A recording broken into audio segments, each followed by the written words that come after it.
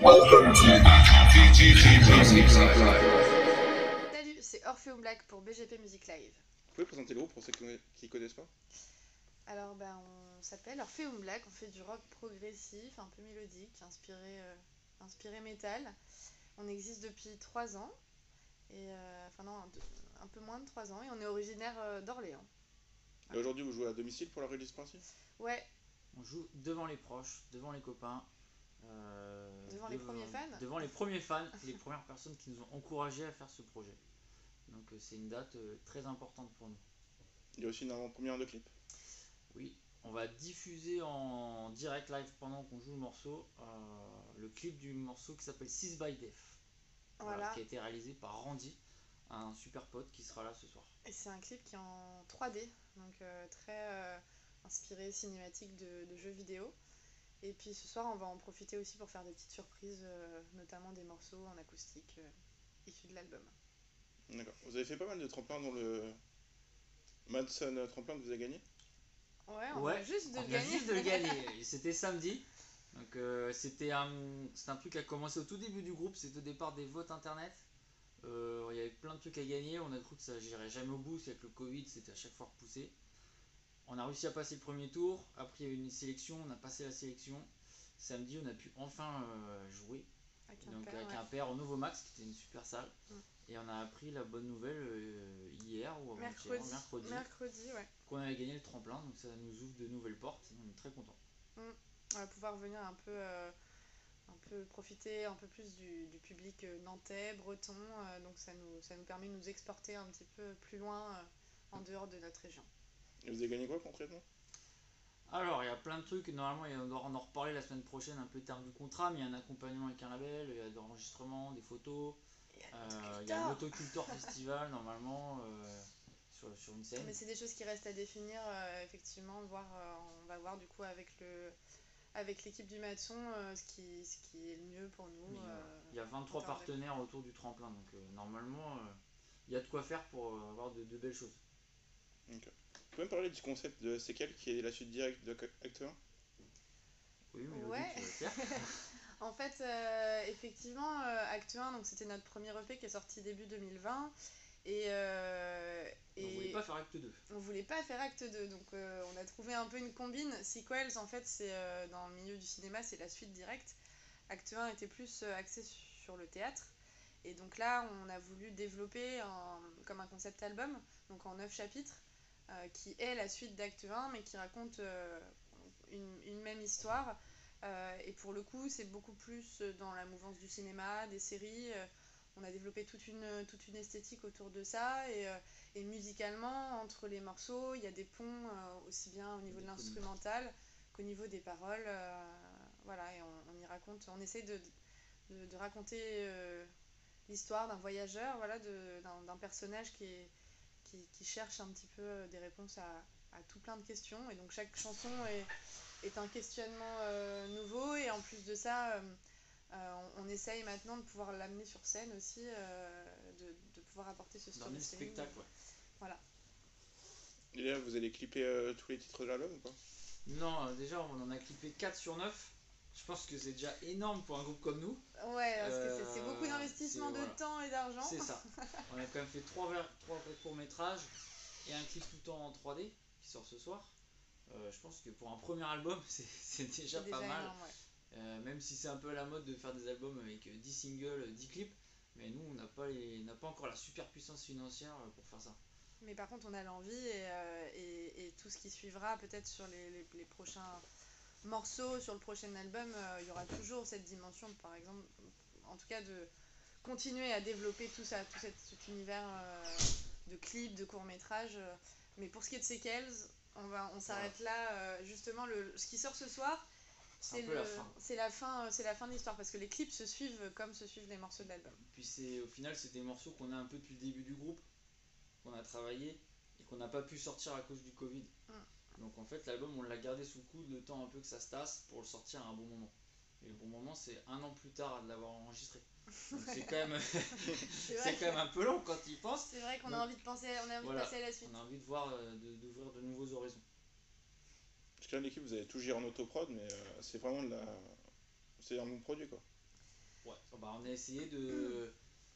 On va dire que dans le groupe, on a une certaine chance, c'est qu'on a tous des compétences annexes, autres que notre instrument ou notre voix, qui nous permettent de faire les choses par nous-mêmes. Donc, Mélodie, elle est graphiste, donc elle peut développer tout le côté visuel Mm. du projet. C'est elle qui a réalisé Unset Forever toute seule. Moi, je fais du son, donc j'ai enregistré, j'ai mixé. Ouais, t'as produit l'album, c'est Voilà. vrai on a tout ce truc-là de se dire que jusqu'ici on a la chance, sans trop avoir de moyens, d'arriver à, juste avec notre énergie et nos compétences, à produire. Après, on adore s'entourer de nouvelles personnes, comme on l'a fait notamment sur pas mal de clips. Et on espère à l'avenir pouvoir avoir les moyens de travailler encore avec plein d'autres gens qui vont pouvoir nous aider à aller plus loin. Mais je suis content si tu dis que c'est produit, que c'est cool, c'est bien, ça nous Mais fait c'est vrai que oui, plaisir. ouais, c'est une autoprod à 100% Ouais. on espère pouvoir sortir de l'autoproduction bientôt, mais en tout cas on est déjà très content de tout ce qu'on a réussi à mettre en place Juste avec nos moyens à nous, avec en fait. nos moyens à nous. Ouais. Et comment ça se passait niveau composition? Alors, niveau composition, c'est souvent en fait Greg et moi qui composons des maquettes. Donc, on essaie de faire un truc qui ressemble à peu près à un morceau valable. On l'envoie après à tout le monde. Mm.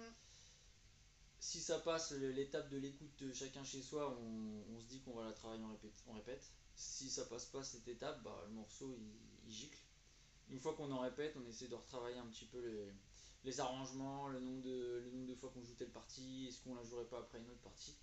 Mais en fait, les morceaux ils naissent pas comme ça. Il y a toujours une graine de départ qui, quand même, qui met un vrai cadre au morceau. Au moins un riff, au moins une arpège, au moins quelque chose, une idée de départ qui permet après de le travailler à 5 quand on arrive, quand on revient travailler ensemble. Mais c'est rare qu'on n'a pas ce processus de composition en direct. On aime bien, puis en même temps on est dans une recherche de son aussi beaucoup, donc souvent un morceau, il y a tout, il y a tout un raisonnement qui vient derrière. Donc On a tous les passages instrumentaux, les ambiances. C'est un petit peu dur de les improviser comme ça sur le fil. Enfin, en tout cas, à notre niveau, parce qu'au final, ça fait 3 ans à peine qu'on joue ensemble. Donc, c'est compliqué de développer le langage musical sans se parler encore de manière automatique. Même si on travaille là-dessus et ça vient de plus en plus, mais Enfin, sur l'album, on a Stranger's Dream, c'est un morceau qui a été créé. C'est le seul morceau qui a été créé différemment, c'est-à-dire tous ensemble en même temps. ouais. Vous avez accès à du beau matériel, par exemple, sur The Black, vous avez une ambiance assez 60s, 70s. Mm. Ouais. Alors, bah ça, c'est pas avec beaucoup plus de matos que le reste de l'album au final. On a le Nord de Mélo, il y a plein de super sons, il y a un son d'or qui tue. On l'a juste un peu customisé. Nous, au niveau des guitares, on a la chance de travailler avec un mec qui s'appelle Cyril qui fait des amplis custom sur Olivet. Et moi, je lui avais fait un peu une commande des sons de guitare que je voulais et il m'avait filé un ampli qui sonne bien années 50-60 pour avoir ce petit côté un peu grain, comme tu dis, 70s là, un peu gras et un médium. Mais en tout cas, encore une fois, on est encore limité par nos moyens, mais on réfléchit, enfin sur Romain surtout, il y a toute cette dimension de comment on travaille le son, par quel matériel on passe et par quels instruments. Et on a même fait des tests en studio, même au niveau du chant, de différentes techniques d'enregistrement, pour avoir le meilleur rendu pour telle ou telle chanson par rapport à ce qu'on essaie de raconter. Et avec le matos qu'on a à dispo. Et avec le matos qu'on a à dispo, évidemment. Et vous avez aussi intégré de la Synthwave aussi sur On Fire. Vous avez des inspirations diverses. Alors, Synthwave, je sais pas si on peut dire Synthwave. C'est pas de la synthwave, mais par contre, disons que mon clavier, Il a une petite touche un peu 80s. Je pense que on c'est. peut te permettre de faire. Alors j'ai encore changé de clavier, mais c'est vrai que bah, comme les gars peuvent changer de guitare et apporter un nouveau son, au début je suis arrivée dans le projet avec un Korg, donc j'avais des sons très synthétiques, très électroniques. Et puis après on a évolué avec le Nord pour l'enregistrement de l'album pour avoir des sons plus piano, plus orgue, plus corde aussi. Et là, du coup, maintenant, j'ai encore changé mon setup Mais pour le live. pour pouvoir, en fait, justement avoir des sons très électroniques des fois parce qu'on aime bien quand ça tabasse un petit peu avec des références un peu synthwave, même si on veut pas du tout aller là-dedans. Et C'est pas notre influence principale. non, mais on est tous assez fans aussi quand même de ces choses-là, et en fait, c'est normal que il y a des morceaux qui s'y prêtent plus que d'autres, et des fois, on vient agrémenter. mais c'est vrai que oui, on a des morceaux avec de l'orgue et des morceaux avec du synthé, des morceaux avec des violons, et Voilà. tout ça, c'est les claviers, mais c'est bien aussi, c'est ça qui est chouette aussi avec les claviers, c'est de pouvoir passer d'un instru à un autre avec Puis le avec la truc, même c'est base. que dès le départ, on a toujours voulu ne pas se mettre de limites. Donc à partir du moment où le morceau il nous plaît, qui rentre dans le cadre du projet, si on peut en faire quelque chose, s'il sonne 70, s'il sonne plus metal David Townsend, s'il sonne plus synthwave et que ça nous plaît, ben on y va en fait. Tant que c'est cohérent avec le reste Voilà. du projet, on se On met va, pas de limite. voilà. Peut-être qu'un jour on fera un truc a cappella gospel, je sais pas, tu vois. Et peut-être ça sera super, on sait rien. Peut-être qu'un jour on fera du redoom ou C'est ça. il peut y avoir de tout, ouais. On n'a pas. Enfin, moi je me mets pas trop de limites là-dessus. À partir du moment où ça nous plaît et qu'on se dit que ça a une cohérence avec le reste, il n'y a pas de raison de pas pousser la piste. Il y a aussi un bon moment sur l'album, sur Way Back Home, le piano-voix. Ah bah ça c'est le morceau important de Mélodie.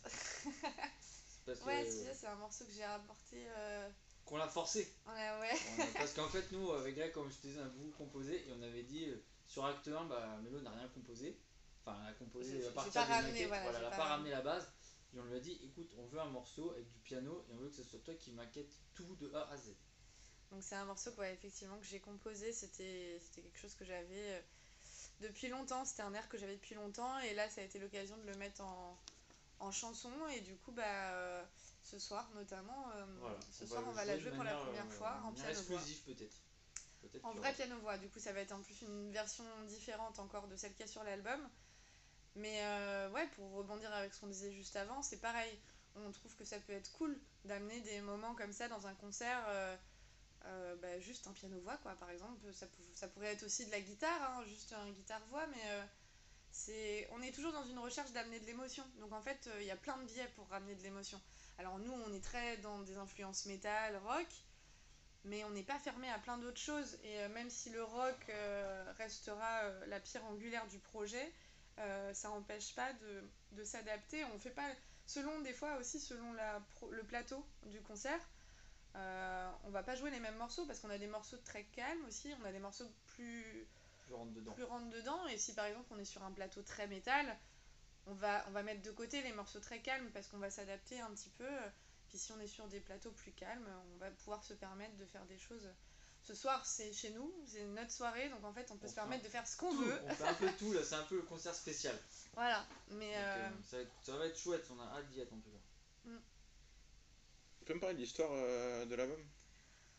Comme je disais tout à l'heure, en fait, c'est la suite d'acte 1. Ce personnage, c'est un voyageur qui est pas tout seul dans sa tête, un petit peu. En vrai, c'est pas négatif, mais ça aborde en fait le trouble dissociatif de l'identité. Donc,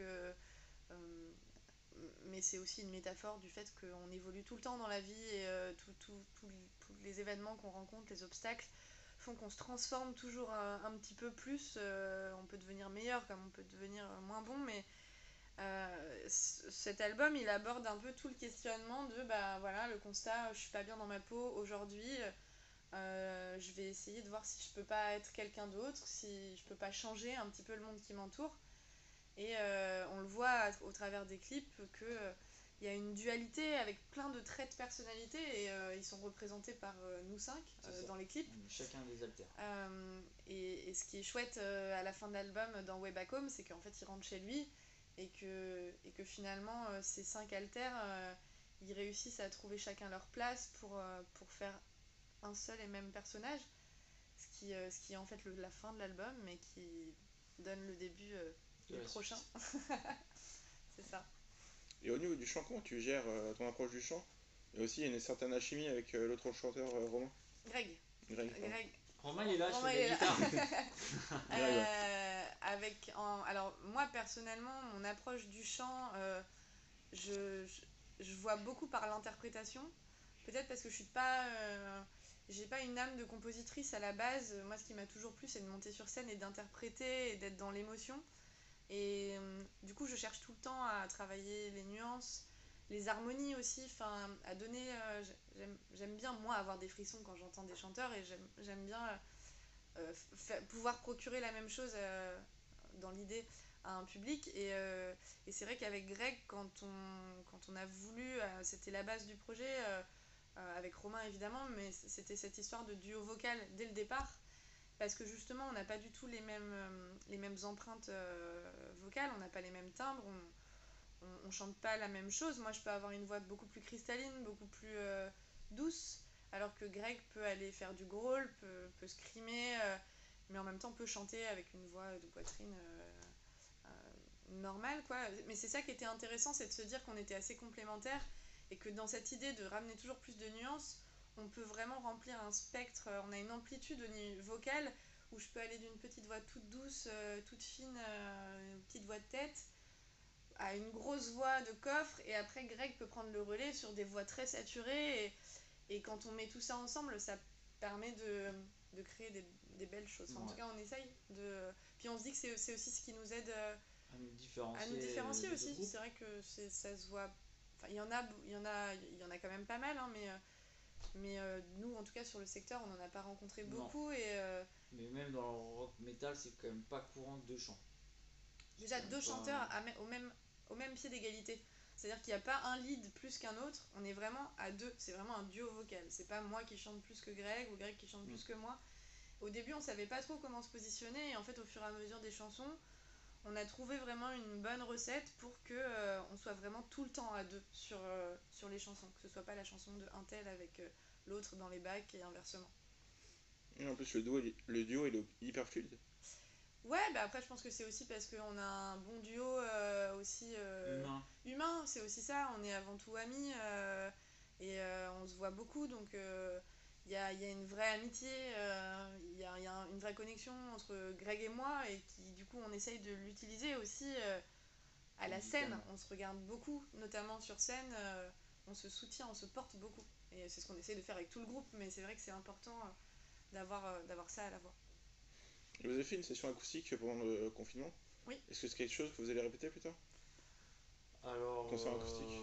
bah là, on en a un prévu chez France Bleu. France Bleu.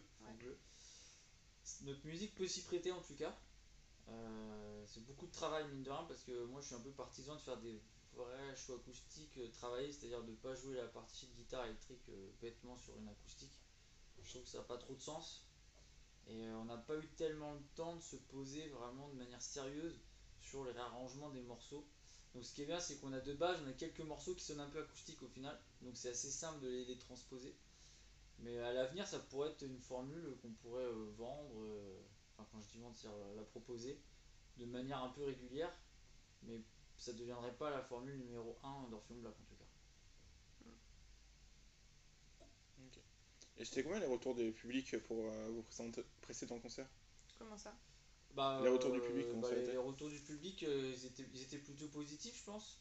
La plupart, ils sont quand même assez étonnés de ce qu'ils voient, parce que finalement, ce soir, c'est notre 10e concert.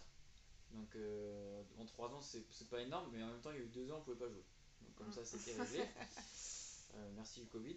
Et du coup, on n'a pas eu le temps nécessaire pour créer la cohésion qui se fait. En fait, la seule façon de le faire, c'est de jouer en concert encore et encore. Et malgré tout, on a tellement bossé, on s'est tellement vu au local, on répète, en studio, qu'on a quand même réussi à créer un truc qui arrive à nous connecter, nous 5 sur scène. Et moi, je sais que les gens, à chaque fois, ce qu'ils m'ont toujours dit depuis qu'on joue, c'est qu'on vous voit, vous avez l'air de prendre du plaisir à le faire tous les 5 ensemble. Il y a une belle alchimie sur scène, on a vraiment. Puis chaque concert qui passe, on retrouve encore plus que la fois d'avant, mais c'est vrai qu'il y a ce truc où on se regarde beaucoup quand on joue, on s'amuse beaucoup entre nous, et je pense que c'est ça qui plaît aussi, ouais. C'est quoi vos inspirations au niveau musical et film? Alors, dans le groupe, je pense que niveau musique, on écoute tous un peu plein de trucs très différents finalement. Ouais. Et c'est ça qui est plutôt cool, je pense aussi. Et qui fait que dans Orpheum Black, il y a plein de morceaux qui sont très différents. Parce qu'on a tous des influences différentes, on a tous des goûts qui vont dans des directions opposées parfois. Par exemple, chez Tom avec Melo, des fois on parle d'Orelsan, par exemple, on trouve que c'est bien, mais dans le groupe, il y en a de dire ouais, non, ça c'est pas possible, no way. Et dans d'autres cas, il y en a qui il n'y a pas de limite. et on va dire qu'en plus de ça, On n'a même pas de groupe qui fait un vrai consensus. Anathema. Allez, on va dire Anathema. Anathema. On a Anathema, un peu Stuart Wilson, parce que c'est un peu un truc assez proche de ce qu'on fait. David Townsend, Et éventuellement. David Townsend éventuellement, qui met un peu tout le monde d'accord. Deftones. Deftones, c'est surtout Greg et Pascal. Ouais, c'est vrai. Mais en gros, on peut écouter de la pop musique, on peut écouter, moi tu vois, j'adore The Weeknd, tu vois, je trouve que son dernier album il est super. Moi j'adore Céline Dion. Et voilà, Mélo elle adore Céline Dion, j'adore écouter Michael Jackson, comme j'adore écouter Gojira, comme j'adore écouter Slipknot. Et Pareil, ouais. c'est ça qui fait un peu la richesse déjà des gens qui composent le groupe et la richesse de notre musique, je pense. Vous avez quoi comme date de prévu après? Oula, il y en a beaucoup trop pour. Alors, demain on joue à Romo. Ouais. Voilà, c'est la fin de la tournée, de la mini-tournée de 2021. Et après, on a une vingtaine de concerts prévus entre janvier et juin. Et on peut citer en ville, du coup, on va jouer à Lille, Rennes, Paris, Toulouse, Troyes, Reims, Salon de Provence, Marseille quasiment, Ouais. La Rochelle, Nantes. Ouais. Ouais. Enfin, ça commence, tu vois, pour un premier album, pour un groupe émergent, on a quand même pas mal de dates, donc on pourra te redonner ça si tu veux, le listing, si tu veux le mettre sur le site, mais on a pas mal de Ouais, dates il y a en des belles dates prévision. qui arrivent. On va les annoncer là après les fêtes de Noël, je pense. Et surtout, ce qui est cool, c'est que c'est un peu partout en France, quoi. Donc on arrive déjà à notre niveau à sortir de notre ville. Et c'est pas toujours simple quand t'as un groupe de juste sortir de ta ville, d'aller jouer même à 100 km de chez toi, des fois c'est déjà une mission, quoi. Donc nous on est très contents de se dire qu'on arrive déjà à pouvoir un peu voyager en France. Okay. Et l'album il est sorti en physique aussi? Ouais, il y a l'édition double vinyle qui est juste là à droite. Et donc on a essayé de faire ça propre, donc on a fait ça sur 2 vinyles pour respecter au mieux le son. Et on a une version CD Digisleeve de base pour les gens qui ont encore des lecteurs CD, parce que ça existe. Visiblement, c'est que des gens qui viennent au concert, parce que c'est eux qui achètent les CD. Ouais, Mais, c'est vrai. au début, on était parti presque à faire que des vinyles au final. Ça aurait été une bêtise parce qu'on a plein de demandes de CD quand même encore. Donc, voilà. Et moi, je pense que même si c'est pas la mode en ce moment, que c'est très streaming, avoir un objet physique c'est hyper important, ne serait-ce que pour nous 5. Ouais, c'est parce que c'est l'aboutissement du projet. Voilà, c'est l'aboutissement du projet, de l'album. C'est un objet, c'est physique. Moi, j'adore mettre un CD ou un vinyle, me poser, l'écouter de A à Z. Je suis pas trop de l'école à mettre le random sur Spotify et tomber sur tout n'importe quoi qui s'enchaîne. Parce que je vois le travail qu'on fait les mélos sur l'histoire, le lien qu'il y a entre les morceaux. Je trouve ça vraiment bête de passer le morceau 7, morceau 2, puis changer de CD, puis revenir au morceau. Enfin, ça casse le travail qui est derrière. Donc pour nous, avoir une édition physique, c'était vraiment important. Le streaming ça casse un peu l'histoire, quoi. Ouais, à part si tu l'écoutes du début à la fin. Mais est-ce qu'aujourd'hui il y a vraiment des gens qui vont sur Spotify ou Deezer ou ce que tu veux et qui se mettent aux chansons 1 et qui vont à la chanson 12 sans s'arrêter vraiment en faisant que ça? Bah, je suis pas persuadé. Je pense que c'est assez rare. Alors que si tu as une platine vinyle, déjà rien que la contrainte du disque, de tourner le disque, demain, ça t'oblige forcément à être un peu plus attentif à la musique. En fait, ce que je regrette, c'est que les albums maintenant c'est devenu un peu un truc de consommation, comme tout le reste dans la vie au final. On écoute de la musique comme on irait au McDo au final. T'écoutes un album, oh il était sympa, je prends un nouvel album, il était sympa, j'ai liké 2-3 morceaux, t'as une playlist de 10 000 morceaux. Au final, t'arrives jamais à retrouver ce que tu préfères parce que t'en as liké tellement que tu sais plus où est-ce que t'es. Et c'est ça qui est dommage. C'est pour ça que moi je continue d'acheter des vinyles, des CD, et je suis très content de le faire et de me dire que des fois, voilà, j'ai un album, je sais comment il sonne, je l'aime, et je vais l'écouter comme je regarderais un film en fait. Voilà. Je vous laisse le mot de la fin pour les auditeurs. Et bah, le mot de la fin, qu'on invite ceux qui ne nous connaissent pas encore, s'ils veulent nous découvrir, à passer peut-être par les clips notamment, parce que c'est ce qui permet de nous découvrir, voilà, comme dit Romain, au niveau de l'univers. C'est ce qui vous permettra de voir nos têtes aussi. et de comprendre un petit peu l'histoire qu'on raconte dans cet album. Donc c'est ce qui permet à la fois de découvrir la musique, les membres du groupe, et puis en même temps l'histoire qu'on essaye de raconter. Et puis c'est ce qui fait un petit peu qu'on se démarque aussi, quoi. C'est toute cette dimension là, donc c'est la meilleure des portes d'entrée tout est sur YouTube. Et puis, Puis bah merci à toi pour l'interview. Merci aux auditeurs bah ouais. de BGP Musique Super Bêtise. Et puis bah. Et puis soyez curieux. Ouais. Voilà. Mot de la fin, N'oubliez pas soyez d'être curieux. Et déplacez-vous dans les salles de concert. Voilà. Merci à vous. Merci. Bah, merci à toi.